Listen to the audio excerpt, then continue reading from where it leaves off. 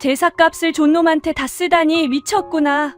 마을 사람들이 손가락질합니다. 몰락한 양반 딸이 전 재산으로 종놈을 사오자 모두가 비웃었죠. 헌데 이 종놈 그냥 종놈이 아닙니다. 한 번 본 것은 절대 잊지 않는 눈을 가진 사내였는데요.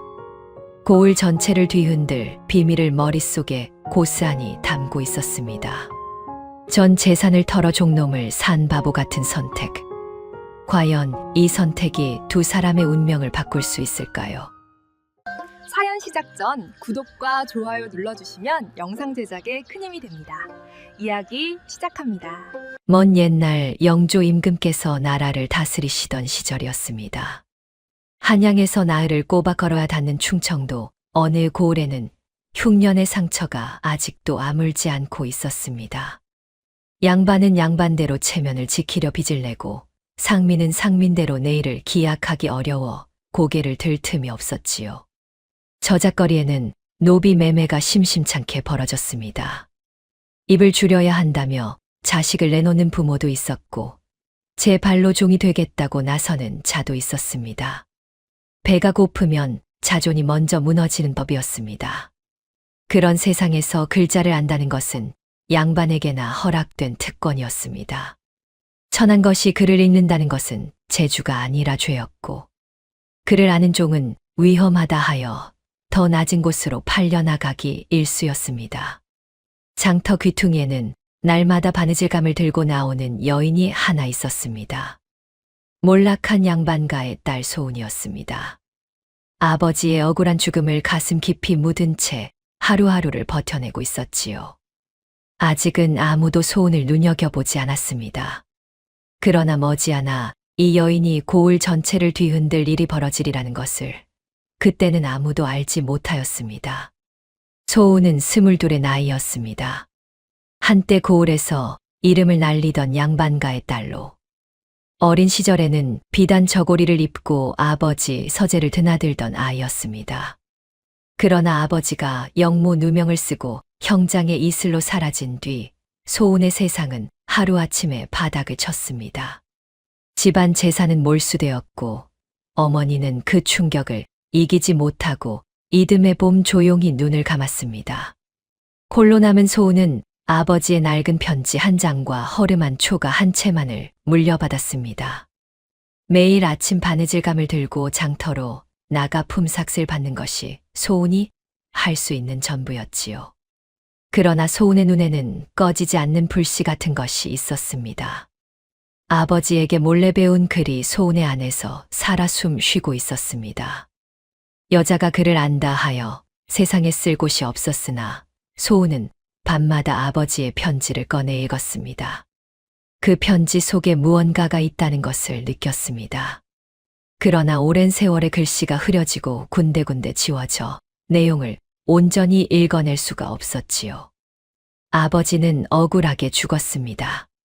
소은은 그것을 알았습니다. 그러나 그것을 세상에 밝힐 방법도, 그럴 힘도, 그럴 돈도 없었습니다.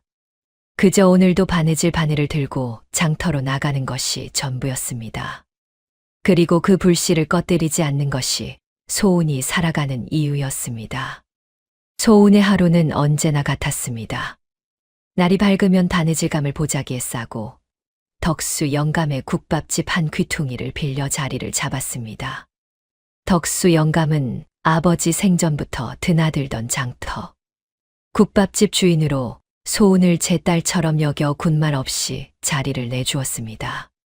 국밥 한 그릇도 밥값 대신 끼워주곤 하였지요. 소은은 말이 없었습니다. 손은 쉬지 않고 바늘을 놀렸으나 눈은 늘 어딘가를 보는 것 같았습니다. 장터 사람들은 그런 소은을 두고 집안 망한 뒤로 넋을 잃었다고 수군거렸습니다. 그러나 소은은 넋을 잃은 것이 아니었습니다. 생각하고 있었습니다. 아버지의 편지가 마음을 놓아주지 않았습니다. 서랍 깊숙이 접어두었으나 바늘질을 하는 동안에도 밥을 먹는 동안에도 잠자리에 누운 뒤에도 그 편지가 눈앞에 어른거렸습니다. 분명 무언가를 담고 있었습니다. 그런데 지워진 글자들이 그 무언가를 가로막고 있었지요. 아버지가 남긴 마지막 목소리가 그 안에 있었습니다. 소우는 그것을 알았습니다. 그리고 언젠가는 반드시 그 목소리를 끝까지 읽어낼 것이라 다짐하였습니다. 다만 지금은 오늘도 바늘을 놀리는 것이 전부였습니다. 소운이 기댈 수 있는 사람은 덕수 영감뿐이었습니다. 덕수 영감은 50이 넘도록 장터 국밥집을 지켜온 사람이었습니다. 말은 거칠었으나 속은 온기가 넘쳤지요. 팔도에서 올라온 장사치들과 두루 아는 사이였고 고을의 크고 작은 소문을 누구보다 먼저 주워들었습니다. 소운의 아버지와는 술 한 잔 나누던 옛벗이었습니다. 그 인연으로 소운을 외면하지 못하였으나 제 손으로 도울 수 있는 것은 국밥 한 그릇과 자리 한 칸뿐이었습니다. 고을의 실세는 엄진사였습니다. 본래 향리 출신이나 뇌물로 진사 벼슬을 산 자였지요. 고을원님도 엄진사의 눈치를 보았고 포졸들도 그의 말이라면 군말 없이 따랐습니다. 겉으로는 학문을 숭상하고 백성을 사랑하는 척하였으나 속은 탐욕과 잔인함으로 가득 찬 사람이었습니다. 엄진사에게는 반드시 감추어야 할 비밀이 있었습니다. 소운의 아버지에게 씌운 영모 누명이 사실은 자신이 꾸민 일이었습니다. 아버지는 엄진사가 관곡을 빼돌리고 영모를 도모한 서찰을 손에 넣었고 엄진사는 그것을 빼앗기 위해 오히려 아버지를 역적으로 몰아버린 것이었지요. 그 증거가 담긴 문서가 세상 어딘가에 남아있다는 것을 엄진사는 알고 있었습니다. 그리고 그것이 반드시 사라져야 한다는 것도. 어느 가을날이었습니다. 하늘은 높고 맑았으나 장터의 공기는 무겁게 가라앉아 있었습니다. 갑자기 군중이 술렁였습니다. 피투성이 사내 하나가 포승줄에 묶인 채 거칠게 끌려 나왔습니다. 거간꾼이 목청을 높였습니다. 글 있는 버릇으로 주인댁 비밀을 알게 된 죄로 팔려 나온 종이요. 힘도 세고 눈치도 빠른 자이나 글자를 아는 종은 위험하다 하여 주인이 내놓는 것이요. 사내의 이름은 석이었습니다. 나이는 30 안팎으로 보였으나 맞은 자리마다 멍이 들고 입술이 터져 있었습니다. 군중이 수군거렸습니다. 글 아는 종놈은 사봤자 골치만 아프다며 아무도 앞으로 나서지 않았지요. 그때 포졸 하나가 서기의 품속을 뒤지더니 구겨진 종이 한 장을 빼앗아 바닥에 내던졌습니다. 주인댁 서재에서 몰래 간직해 온 글 한 장이었습니다. 서기의 눈이 흔들렸습니다. 포승줄에 묶인 채 두 손을 쓸 수 없었으므로 서기는 본능적으로 발을 뻗어 그 종이를 발바닥으로 덮었습니다. 포졸이 거칠게 발을 걷어차자 종이는 바람에 날려 군중 속으로 흩어졌습니다. 서기가 날아가는 종이를 눈으로 쫓았습니다. 빼앗긴 것을 알면서도 끝까지 그 자리를 눈길로 붙드는 얼굴이었습니다. 그 눈빛이 소운의 가슴을 쳤습니다. 저 눈빛이었습니다. 아버지가 포졸에게 끌려가던 날 뒤를 돌아보며 짓던 그 눈빛이었습니다. 소중한 것을 빼앗기면서도 끝내 시선을 거두지 못하던 그 눈빛. 소운의 손이 저도 모르게 품속으로 들어갔습니다. 바늘도 실도 아닌 제삿값으로 모아온 헝겊 주머니를 쥐었습니다. 거간꾼이 외쳤습니다. 해지기 전에 아무도 안 사가면 관아에 넘기겠소. 관아에 넘겨지면 곤장을 맞다 죽을 것이 뻔하였습니다. 소운은 주머니를 꽉 쥔 채 눈을 감았습니다. 그리고 다시 떴을 때 발이 이미 앞으로 나아가고 있었습니다. 다선양이요. 소운의 목소리는 떨렸으나 또렷하였습니다. 장터가 순식간에 조용해졌습니다. 그러다 이내 폭소가 터졌습니다. 몰락한 양반 딸년이 글 있는 종놈을 샀다네. 쓸모도 없는 것을 저 여자도 제정신이 아니야. 비웃음이 사방에서 쏟아졌습니다. 거간꾼조차 눈을 동그랗게 뜨고 소운을 훑어보았습니다. 때가 묻은 헝겊 주머니에서 꺼낸 엽전이 거간꾼의 손바닥에 떨어졌습니다. 반년을 모은 전부였습니다. 아버지 기일에 올리려 하루하루 아껴 쌓아온 돈이었지요.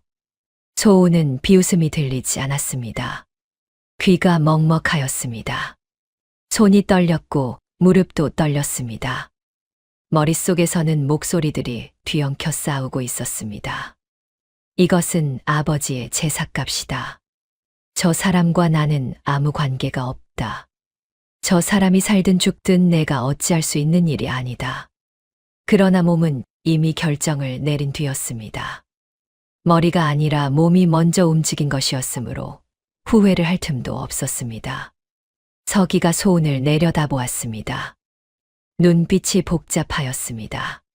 감사함인지 의심인지 당혹감인지 소운 자신도 그 눈빛을 단번에 읽어낼 수 없었습니다. 왜 그러는 것이오? 서기의 목소리는 낮고 쉬어 있었습니다. 소운이 대답하지 못하였습니다. 자신도 몰랐습니다. 잠시 침묵이 흘렀습니다. 소운이 먼저 시선을 거두고 낮게 말하였습니다. 따라오시오. 덕수 영감의 국밥집 문을 밀고 들어서자 저녁 준비로 바쁘던 영감이 고개를 들었습니다. 그리고 굳어버렸습니다. 소운 뒤로 들어선 서기는 키가 장대하였습니다. 얼굴에는 멍이 가득하고 입술은 터져 있었으며 포승줄 자국이 손목에 붉게 새겨져 있었습니다. 덕수 영감이 기겁하며 소운에게 달려들었습니다. 아가씨, 이게 무슨 짓이오? 전 재산을 털어 종놈을 사다니. 아버님이 살아계셨다면 뭐라 하셨겠어? 소운이 조용히 대답하였습니다. 영감님, 이 사람 밥부터 한 그릇 주세요. 덕수 영감이 두 손을 허공에 들었다가 내렸습니다. 투덜거리면서도 아궁이에서 국밥 한 그릇을 떠 내밀었습니다. 뜨거운 김이 피어올랐습니다. 사흘은 굶은 것이 분명한 서기가 그릇을 두 손으로 받아들었습니다. 손이 떨렸습니다. 첫 숟갈을 뜨는 순간 뜨거운 국물이 목구멍을 타고 넘어가며 눈물이 핑 돌았습니다. 서기는 재빨리 고개를 숙였습니다. 그 온기가 오래 굶주린 몸 속으로 천천히 스며들었습니다. 덕수 영감이 두 사람을 번갈아 바라보다가 긴 한숨을 내쉬었습니다. 그러고는 말없이 서기의 밥그릇 옆에 깍두기 한 종지를 더 내려놓았습니다. 아가씨 아버지도 꼭 저런 눈을 하고 있었지. 영감의 목소리가 낮게 가라앉았습니다.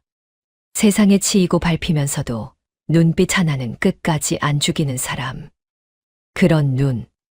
소운이 아래 십수를 깨물었습니다. 덕수 영감이 소운의 어깨를 한번 가볍게 두드리고는 아무 말 없이 돌아섰습니다. 그것이 덕수 영감이 할 수 있는 가장 다정한 위로였습니다. 소운의 집은 고을 끝자락에 있었습니다. 지붕은 군데군데 썩었고 문짝은 삐걱거렸으며 마당에는 자풀이 무렵까지 자라 있었습니다. 그러나 비는 막을 수 있었고 바람도 그런대로 견딜 수 있었습니다. 서기의 상처가 아물어가는데 열흘이 걸렸습니다. 소운이 덕수 영감에게 얻어온 쑥과 집신나무를 지시겨 상처 위에 얹어 주었습니다. 서기는 말이 없었습니다. 아프다는 소리도 없었고 고맙다는 소리도 없었습니다. 다만 소운이 상처를 동여매는 동안 눈을 감고 조용히 있었습니다. 어느 오후였습니다. 소운이 마루에 앉아 붓을 들고 무언가를 쓰고 있었습니다. 아버지 편지에서 흐려진 글자들을 다시 써보며 맥락을 잡으려는 것이었습니다. 서기가 처마 아래에 앉아 그 모습을 바라보다가 조용히 말하였습니다. 나는 쓸 줄 모르오. 소운이 붓을 멈추었습니다. 읽을 줄은 아는데요. 서기가 고개를 끄덕였습니다. 읽는 것은 훔쳐보며 익혔소. 쓰는 것은 배운 적이 없소. 소운이 잠시 서기를 바라보다가 붓을 내밀었습니다. 가르쳐 드릴까요? 서기가 붓을 받아들었습니다. 어색하게 쥔 붓으로 마당 흙바닥에 선을 그었습니다. 선이 삐뚤삐뚤 기울어졌습니다. 세상의 이치를 꿰뚫는 눈을 가진 사내가 붓 앞에서는 어린아이처럼 서툴렀습니다. 소은이 그 모습을 보고 소리 없이 웃었습니다. 서기가 고개를 들었습니다. 왜 웃소? 당신이 쓰는 첫 글자가 무엇인지 궁금해서요. 서기가 다시 붓을 들었습니다. 천천히 힘을 모아 흙바닥에 두 글자를 새겼습니다. 소은이 허리를 굽혀 그것을 들여다보았습니다. 눈가가 뜨거워졌습니다. 서기가 쓴 것은 제 이름이 아니었습니다. 소은이었습니다. 그날 저녁이었습니다. 소은이 서랍에서 아버지의 편지를 꺼내 서기 앞에 내려놓았습니다. 별다른 말이 없었습니다. 그저 편지를 내려놓고 서기를 바라보았습니다. 서기가 편지를 들어 올렸습니다. 낡고 빛바랜 종이였습니다. 글씨가 군데군데 흐려지고 지워진 자리도 있었습니다. 소은은 그 편지를 수백 번 읽었으나 지워진 부분에서 번번이 막혔습니다. 서기의 눈이 종이 위를 천천히 훑었습니다. 눈빛이 달라졌습니다. 소은이 그 눈빛의 변화를 느꼈습니다. 서기가 읽기 시작하였습니다. 지워진 글자까지 앞뒤 문맥으로 짚어가며 또렷하게 읽어 내려갔습니다. 소은의 얼굴이 서서히 굳었습니다. 편지에는 아버지가 죽기 전 마지막으로 남긴 진실이 적혀 있었습니다. 영모를 꾸민 것은 아버지가 아니라 엄진사였습니다. 아버지는 엄진사가 관곡을 빼돌리고 반역을 도모한 서찰을 손에 넣었고 그것을 근거로 엄진사를 고발하려 하였습니다. 그러자 엄진사가 먼저 손을 써 오히려 아버지를 역적으로 몰아버린 것이었습니다. 소은의 손이 떨렸습니다. 알고 있던 것이 사실로 확인되는 순간이었으나 그것이 글자로 눈앞에 펼쳐지자 가슴이 무너졌습니다. 그때 서기가 편지에서 눈을 들었습니다. 나도 그 자의 문서를 보았소. 소은이 숨을 멈추었습니다.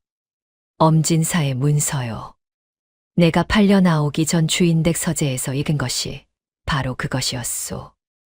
엄진사가 증거를 없애려 여러 부로 나누어 보관하였는데 내가 그 중 하나를 보고 말았소. 그것이 빌미가 되어 팔려 나온 것이요. 소은이 서기를 바라보았습니다. 서기가 조용히 말을 이었습니다. 눈 한 번 훑으면 잊지 않소. 지금도 다 기억하고 있소. 두 사람이 마주 보았습니다. 긴 침묵이 흘렀습니다. 각자 따로는 아무것도 할 수 없었으나 합치면 엄진사를 무너뜨릴 수 있었습니다. 아버지의 편지와 서기의 기억, 두 개의 반쪽이 마침내 한자리에 모인 것이었습니다. 소은은 서기에게 글쓰기를 가르쳤습니다. 서기는 더디었습니다. 읽는 것과 쓰는 것은 전혀 다른 일이었습니다.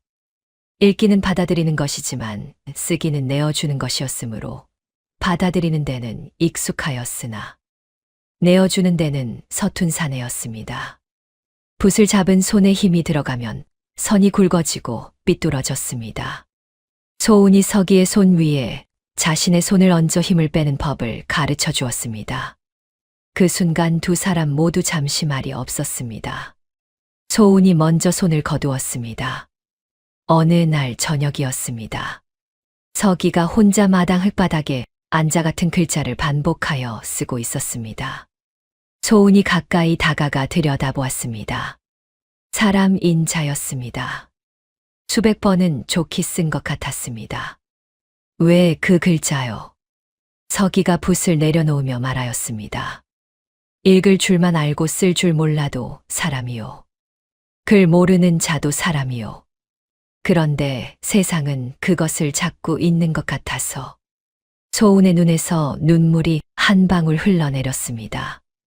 고개를 돌려 하늘을 보았습니다. 가을 하늘에 별이 촘촘하였습니다. 아버지가 평생 하시던 말씀이 그것이었습니다. 글은 사람을 가르는 것이 아니라 사람을 잇는 것이라고. 그 말을 이 사람이 하고 있었습니다. 그날 밤부터 두 사람 사이에 조용한 온기가 깃들었습니다. 말이 많지 않아도 통하는 것이 있었습니다. 소은이 밥을 지으면 서기가 물을 길어왔습니다. 서기가 지붕을 고치면 소은이 바느질을 하며 곁에 앉았습니다. 그 사이를 스치는 바람이 조금씩 따뜻해지고 있었습니다. 그러나 소은은 알고 있었습니다. 이 조용한 날들이 오래 가지 않으리라는 것을.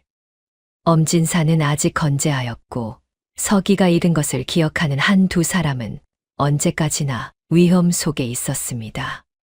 그 불안이 마음 한구석에 고여 있었으나 서기가 흙바닥에 글자를 새기는 모습을 보는 동안만큼은 그것을 잊었습니다.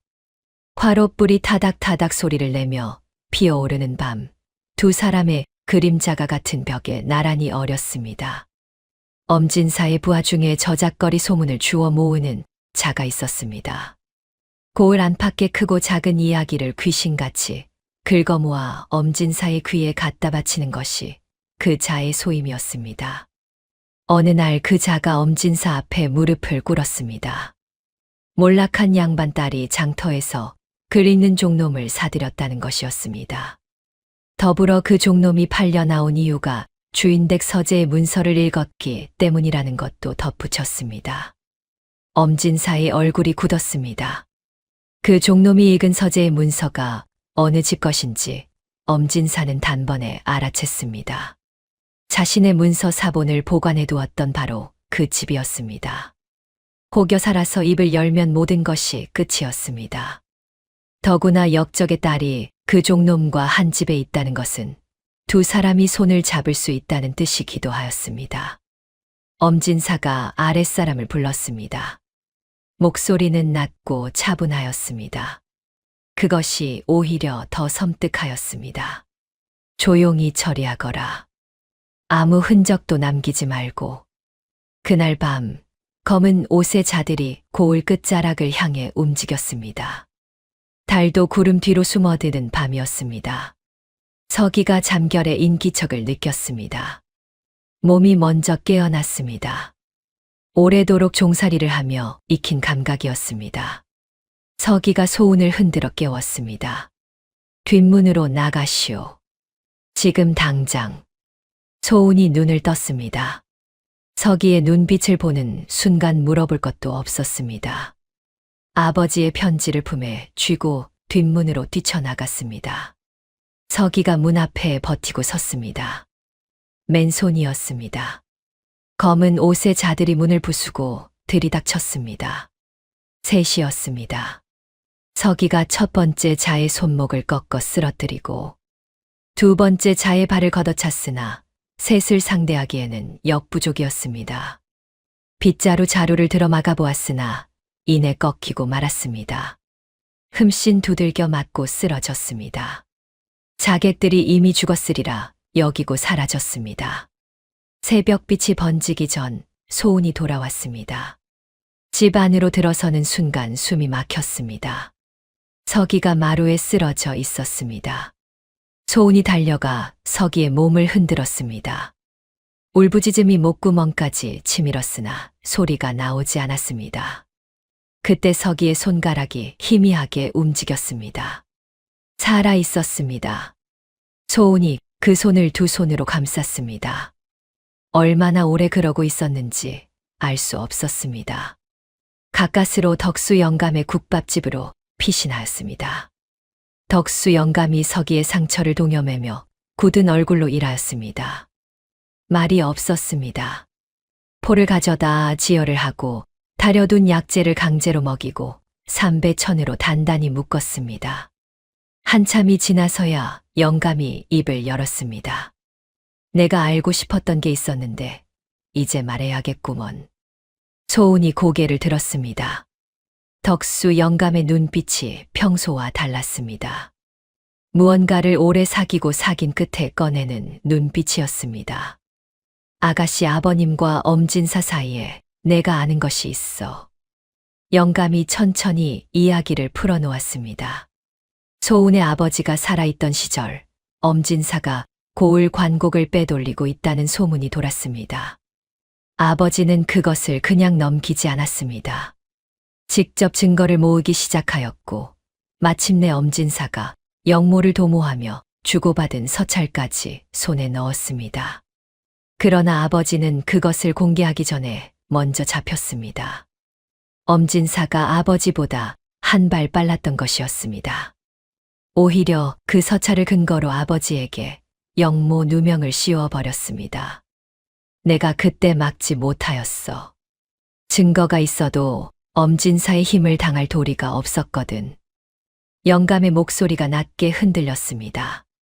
소운이 두 주먹을 꼭 쥐었습니다. 그때 서기가 몸을 일으키려 하였습니다. 소운이 말렸으나 서기가 손을 저었습니다. 억지로 상체를 세우며 말하였습니다. 내가 읽은 문서가 바로 그 서찰의 사본이었소. 엄진사가 증거를 한 곳에 두면 위험하다 여겨 여러 부로 나누어 믿을 만한 자들에게 보관시켰소. 내가 주인댁 서재에서 본 것이 그 중 하나요. 날짜, 이름, 거래한 곡식의 수량까지 전부 기억하고 있소. 셋이 말없이 서로를 바라보았습니다. 덕수 영감이 긴 숨을 내쉬었습니다. 이제 싸워야 할 이유가 분명하였습니다. 그리고 싸울 수 있는 것도 갖추어졌습니다. 남은 것은 그것을 어떻게 세상 앞에 꺼내놓느냐였습니다. 그날 밤 소우는 잠을 자지 않았습니다. 아버지의 편지를 무릎 위에 펼쳐놓고 새벽이 오도록 읽었습니다. 수백 번 읽은 편지였으나 그날 밤은 달랐습니다. 글자 하나하나가 아버지의 목소리로 들렸습니다. 억울하게 끌려가던 날 뒤를 돌아보던 그 눈빛이 편지 속에 살아 있었습니다. 새벽이 되기 전 소운이 서기 앞에 앉았습니다. 나는 도망가지 않겠소. 아버지의 억울함을 풀고 싶소. 서기가 소운을 바라보았습니다. 상처 입은 얼굴에 물음이 떠올랐습니다. 가문의 도령님들도 아버님의 옛벗들도 포기한 일을 아가씨 혼자서요. 소운이 고개를 들었습니다. 혼자가 아니지 않소. 서기의 눈에 무언가가 스쳤습니다. 그 말이 그를 가리키는 것임을 알았습니다. 잠시 침묵이 흘렀습니다. 서기가 천천히 고개를 끄덕였습니다. 말 한마디 없었으나 그 고개 끄덕임이 어떤 맹세보다 무거웠습니다. 덕수 영감이 두 사람을 번갈아 보며 입을 열었습니다. 내가 팔도에 아는 사람이 있다.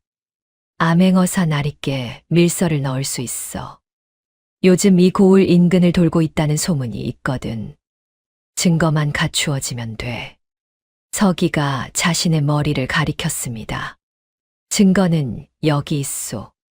소운이 품속의 편지를 꼭 쥐었습니다. 그리고 여기에도. 덕수 영감이 두 사람을 보며 고개를 끄덕였습니다. 그러고는 자리에서 일어나 찬장 뒤에 숨겨두었던 벼루와 붓을 꺼내왔습니다. 아직 날이 밝으려면 한참 멀었습니다. 세 사람이 한 등잔 아래 모여 앉았습니다. 밀서를 써야 하였습니다. 그러나 엄진사가 먼저 손을 썼습니다. 이른 아침 포졸들이 덕수 영감의 국밥집으로 들이닥쳤습니다. 문이 거칠게 열리고 쇠사슬 소리가 울렸습니다. 영감이 기겁하며 앞을 막아섰으나 포졸들이 거침없이 밀쳐냈습니다. 포졸 우두머리가 문서 한 장을 들어 올렸습니다. 역적의 딸 소운을 잡아들이라는 영이요. 죽은 역적의 딸이 아비의 영모를 이어받아 반란을 도모한다는 고발이 들어왔소. 소운의 얼굴이 창백해졌습니다. 어젯밤 밀서를 쓰기 직전이었습니다. 단 하룻밤 차이였습니다. 서기가 소운 앞으로 나섰습니다. 포졸들이 서기를 가로막았습니다. 이종놈은 주인 허락 없이 도망친 데다 주인댁 물건을 훔친 죄도 있소. 죄목이 하나 더 얹혔습니다. 서기가 소운을 감추려 버텼으나 포졸이 다섯이었습니다. 상처가 채 아물지 않은 몸으로는 역부족이었습니다. 끌려가며 서기가 뒤를 돌아보았습니다. 덕수 영감과 눈이 마주쳤습니다. 서기의 눈빛이 말하고 있었습니다. 영감, 밀서를 넣어야 하오. 덕수 영감의 눈이 흔들렸다가 이내 굳었습니다. 영감이 고개를 미세하게 끄덕였습니다. 포졸들이 소운과 서기를 끌고 나가는 것을 영감은 문 앞에서 바라보았습니다. 두 사람의 뒷모습이 저작거리 안으로 사라졌습니다. 덕수 영감이 찬장 뒤에서 어젯밤 쓰다만 밀서를 꺼냈습니다. 손이 떨렸으나 붓을 잡았습니다. 시간이 없었습니다. 소은과 서기는 각각 다른 옥에 갇혔습니다. 담장 하나를 사이에 두고 옥 안은 어둡고 습하였습니다. 집도 변변치 않아 흙바닥에 그대로 앉아야 하였습니다. 소은은 무릎을 끌어안고 앉아 아버지의 편지를 품속에서 꺼내지 않았습니다. 빼앗길까 두려워 옷 안쪽 깊숙이 찔러 넣은 채 그 위에 손을 얹고 있었습니다. 이튿날 오후 엄진사가 서기의 옥으로 들어왔습니다. 비단 도포의 갓을 반듯하게 쓴 모습이었습니다. 옥 안의 냄새에도 표정 하나 흐트러지지 않았습니다. 엄진사가 서기를 내려다보며 낮게 말하였습니다. 네가 기억하는 것을 없애는 방법은 하나뿐이야. 내 목숨을 끊는 것이지. 서기가 대답하지 않았습니다. 그 양반 딸을 사흘 뒤 장날에 역적의 딸로 사람들 앞에서 처형하겠다. 그 전에 네가 나서서 모든 것이 거짓이라 하면 그 여자와 너 둘 다 살려주마. 서기가 천천히 고개를 들어 엄진사를 바라보았습니다. 한 번 본 것은 잊지 못하오. 그것은 내 의지가 아니오. 날 때부터 그러하였소. 엄진사의 눈이 가늘어졌습니다. 그것이 네 목숨값보다 소중하냐? 서기가 말하지 않았습니다. 엄진사가 자리를 떨치고 나갔습니다. 옥문이 닫히는 소리가 크게 울렸습니다. 한참이 지나 저녁빛이 담장을 물들일 무렵이었습니다. 서기가 담장에 귀를 대었습니다. 담장 너머에서도 누군가가 기척을 죽이고 있는 것이 느껴졌습니다. 소은 아가씨. 잠시 침묵이 흘렀다가 떨리는 목소리가 들려왔습니다. 들려요. 서기가 물었습니다. 무섭소. 소은이 잠시 침묵하였습니다. 그리고 말하였습니다. 당신 곁이라면 덜 무섭소. 담장 너머에서 소은의 숨소리가 들렸습니다. 서기도 등을 담장에 기댔습니다. 두 사람 사이에는 두꺼운 흙벽 하나뿐이었으나 그 벽을 통해 온기가 전해지는 것 같았습니다. 밤이 깊어갔습니다. 옥 밖에서 파수꾼이 오가는 발소리가 들렸습니다. 그래도 두 사람은 담장의 등을 기댄 채 밤을 새웠습니다. 말이 없어도 서로가 거기 있다는 것을 알았습니다. 그것으로 충분하였습니다. 이튿날 새벽이었습니다. 소은이 옥조를 불렀습니다. 옥졸이 귀찮다는 듯 창살 너머를 들여다보았습니다. 소은이 또렷한 목소리로 말하였습니다. 엄진사 날있게 전하시오. 내가 할 말이 있다고. 옥졸이 고개를 갸웃하였으나 이내 자리를 떴습니다. 소은은 옥졸이 사라지는 것을 확인하고 담장의 등을 기댔습니다. 품속의 편지 위에 손을 얹었습니다. 아버지 하고 소은이 속으로 불렀습니다. 아무 소리도 나지 않았으나 가슴 안에서 무언가가 단단해지는 것이 느껴졌습니다. 얼마 뒤 엄진사가 나타났습니다. 이번에도 비단 도포의 갓을 반듯하게 쓴 모습이었습니다. 소은을 내려다보는 눈빛에 가벼운 비웃음이 어려 있었습니다. 소은이 무릎을 꿇지 않았습니다.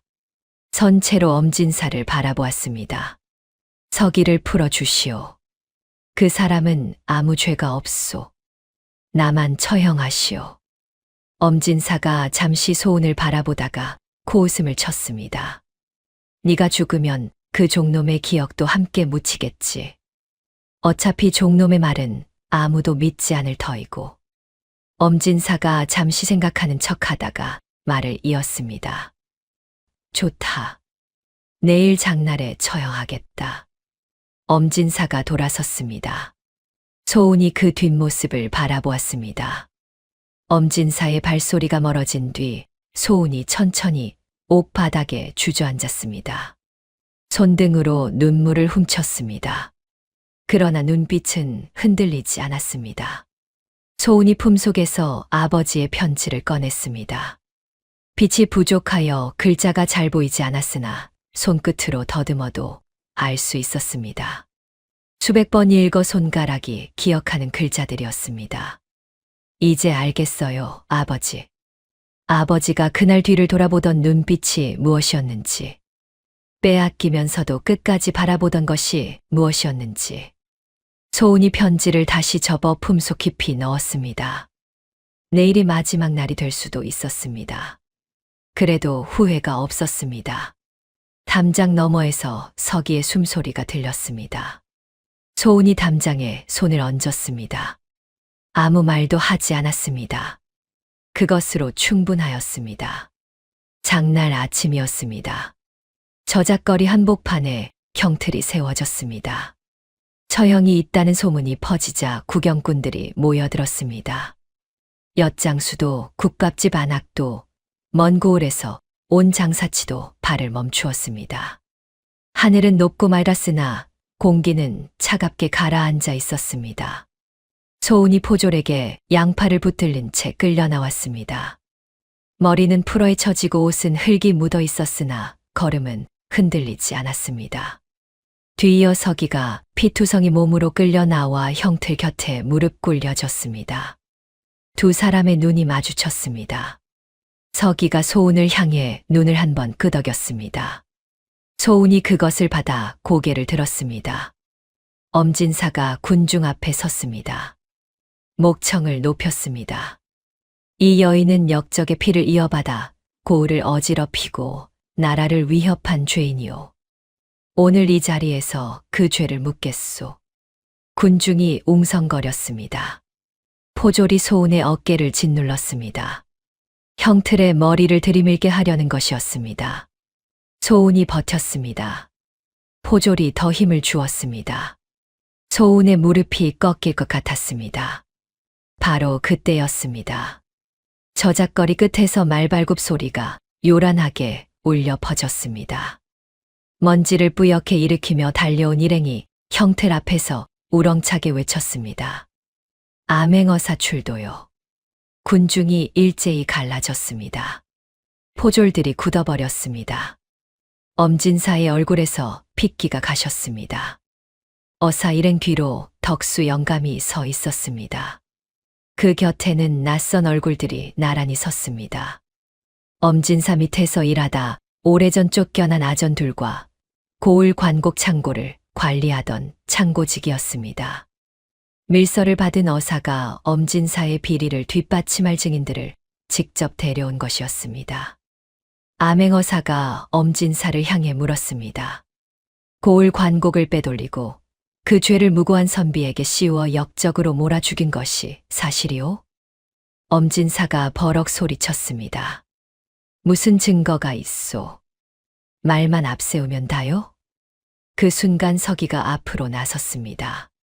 포졸이 막으려 하였으나 어사가 손을 들어 제지하였습니다. 서기가 군중 앞에 똑바로 섰습니다. 그리고 입을 열었습니다. 엄진사의 문서에 적힌 날짜, 수량, 거래처, 서차를 주고받은 자들의 이름이 서기의 입에서 흘러나오기 시작하였습니다. 한 글자도 틀리지 않았습니다. 쉬지 않고 이어졌습니다. 군중이 숨을 죽였습니다. 그것은 단순한 기억이 아니었습니다. 억울하게 팔려다니면서도 한 번 잃은 것을 잊지 않는 눈으로 지켜보고 버텨온 세월 전부였습니다. 엄진사의 얼굴이 점점 굳어갔습니다. 서기가 끝을 맺자 소은이 앞으로 나왔습니다. 품속에서 아버지의 편지를 꺼내 높이 들었습니다. 군중의 눈이 그것을 향하였습니다. 소은이 또렷한 목소리로 편지를 읽기 시작하였습니다. 아버지의 마지막 목소리가 저작거리 한복판에 울려 퍼졌습니다. 창고지기가 무릎을 꿇었습니다. 아전이 고개를 조아리며 모두 털어놓았습니다. 관곡을 얼마나, 어디로, 누구에게 빼돌렸는지, 그 지시가 어디서 내려왔는지. 엄진사의 얼굴이 흙빛으로 변하였습니다. 암행어사가 자리에서 일어섰습니다. 목소리가 저작거리 전체에 울렸습니다. 엄진사를 즉각 파직하고 전 재산을 몰수하며 유배형에 처한다. 아울러고 선비 소운의 부친께 씌운 영모 누명을 이 자리에서 공식 사면한다. 포졸들이 엄진사에게 달려들었습니다. 비단 도포가 찢어지고 가시 땅에 굴렀습니다. 엄진사가 발버둥치며 외쳤습니다. 천한 것들이 감히 내가 이 고을에서 무슨 일을 해왔는지 알기나 하느냐. 그러나 아무도 귀를 기울이지 않았습니다. 군중이 돌아서 있었습니다. 그 목소리는 저작거리의 공기 속으로 흩어졌습니다. 어사의 명으로 서기를 종으로 팔았던 원래 주인의 문서도 살펴졌습니다. 문서가 조작된 것임이 밝혀지는 데는 오랜 시간이 걸리지 않았습니다. 서기는 본래 양민이었습니다. 어릴 때 부모를 잃고 남의 집에 들어갔다가 억울하게 종문서에 이름이 옳은 것이었습니다. 소운이 고개를 돌려 서기를 바라보았습니다. 서기의 눈에 무언가가 일렁였습니다. 살아오며 한 번도 본 적 없는 것이 지금 눈앞에 있었습니다. 자신이 사람이라는 것을 세상이 인정해주는 순간이었습니다. 서기가 소운의 눈을 마주보며 말하였습니다. 아버님, 억울함이 풀렸소. 그 한마디에 소운의 눈에서 눈물이 쏟아졌습니다. 참으려 하였으나 참을 수 없었습니다. 아버지가 끌려가던 날부터 지금까지 혼자 집에 앉아 편지를 읽던 밤들이 장터에서 바늘을 놀리며 불씨를 꺼뜨리지 않으려 버티던 날들이 한꺼번에 터져 나왔습니다. 덕수 영감이 다가와 소운의 등을 두드렸습니다. 말이 없었습니다. 영감의 눈도 붉었습니다. 저작거리 한복판에서 햇볕이 환하게 쏟아졌습니다. 군중이 두 사람을 에워싸고 웅성거렸습니다. 그러나 소운과 서기에게는 그 소리가 멀게 들렸습니다. 두 사람이 마주보고 서 있는 그 자리에만 오래 묵었던 것이 비로소 풀리는 고요함이 있었습니다. 엄진사가 유백일에 오른 뒤 고을이 달라지기 시작하였습니다. 몰수된 재산의 일부가 억울하게 빼앗긴 백성들에게 돌아갔습니다. 관곡 창고가 다시 채워졌고 몇 해째 미루어지던 가난한 집의 세금이 탕감되었습니다. 소운의 집터도 되찾았습니다. 아버지의 억울한 누명이 공식 사면되었다는 소식이 이웃 고을까지 퍼져나갔습니다. 이듬해 봄이었습니다. 진달래가 산기슭을 분홍으로 물들이던 날, 소운의 집터의 작은 집이 다시 세워졌습니다. 덕수 영감이 팔도에 아는 목수를 불러다 손수 감독하였습니다. 마을 사람들이 하나둘 몰려와 흙을 이기고 지붕을 올렸습니다.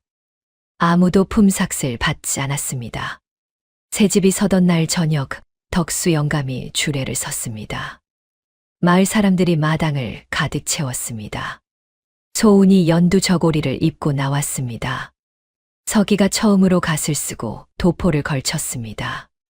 어색하게 서 있는 서기를 보고 덕수 영감이 낮게 웃었습니다. 소운도 웃었습니다. 서기가 멋쩍게 갓을 고쳤었습니다. 혼례가 끝나고 손님들이 떠난 뒤 두 사람이 마루에 나란히 앉았습니다. 달이 환하였습니다. 서기가 말하였습니다. 서당을 열고 싶소. 소운이 고개를 돌렸습니다. 그를 아는 것이 죄가 아니라는 것을 보여주고 싶소. 양민이든 상민이든 아는 것이 당연한 세상이 와야 하지 않겠소. 소운이 잠시 서기를 바라보다가 말하였습니다. 나도 함께 가르치겠소. 여자도 글을 읽을 수 있다는 것을. 서기가 소운을 바라보았습니다. 그 눈빛에 오래전 흙바닥의 소운, 이라는 두 글자를 새기던 사람의 마음이 그대로 담겨 있었습니다. 이듬해부터 서당이 문을 열었습니다. 양민의 아이도 상민의 아이도 드나들었습니다. 소운이 아이들에게 글자를 가르치면 서기가 그 옆에서 있는 법을 가르쳤습니다. 넉넉하지 않았으나 날마다 서로가 곁에 있었습니다. 그것으로 충분하였습니다. 세월이 흘렀습니다. 서당에서 자란 아이들이 하나둘 과거에 급제하였습니다. 그 소식이 들려올 때마다 서기와 소은은 말없이 웃었습니다. 덕수 영감은 소은의 첫째 아이가 걸음마를 뗄 무렵 조용히 눈을 감았습니다. 자리에 눕지도 않고 국밥집 아궁이 앞에서 그냥 잠드는 것처럼 세상을 떠났습니다. 소은이 한동안 많이 울었습니다. 시간이 더 흐르고 서기의 머리카락이 희끗해졌습니다. 소은의 이마에도 주름이 고였습니다. 서당은 그 사이 제법 커져서 제자들이 직접 선생이 되어 돌아오기도 하였습니다. 어느 가을 저녁이었습니다. 늙은 서기가 마루에 앉아 무릎 위에 손자를 올려놓고 있었습니다. 마당에서는 소은이 아이들에게 글자를 가르치고 있었습니다. 손자가 서기를 올려다보며 물었습니다. 할아버지, 글자 때문에 많이 고생하셨어요? 서기가 웃었습니다. 글자가 이 할아비를 2번 죽일 뻔하였다. 손자가 눈을 동그랗게 떴습니다. 그럼 배우지 말았어야 했어요? 서기가 마당을 바라보았습니다. 소은이 어린아이의 손을 잡고 붙잡는 법을 가르쳐주고 있었습니다. 주름진 얼굴에 꺼지지 않는 눈빛이 그대로였습니다. 장터 귀퉁이에서 바늘을 놀리며 불씨를 지키던 그 눈빛이 세월이 지나도 사그라들지 않았습니다. 그래도 읽었기에 살았다. 서기가 천천히 말하였습니다. 읽었기에 저 사람을 만났다. 석양빛이 작은 서당 지붕을 황금빛으로 물들였습니다. 마당에서 아이들이 글 읽는 소리가 낮고 고르게 울렸습니다. 바람이 그 소리를 받아 들녘으로 실어 날랐습니다. 글 읽는 죄로 팔려온 사내와 그리짐이 된 양반가의 딸이 서로의 글자를 알아보고 세상을 바꾼 이야기는 그렇게 오래도록 전해져 내려왔습니다. 영상 시청 끝까지 해주셔서 감사합니다. 구독과 좋아요 눌러주시고 새로운 영상을 만나보세요. 행복한 하루 되세요.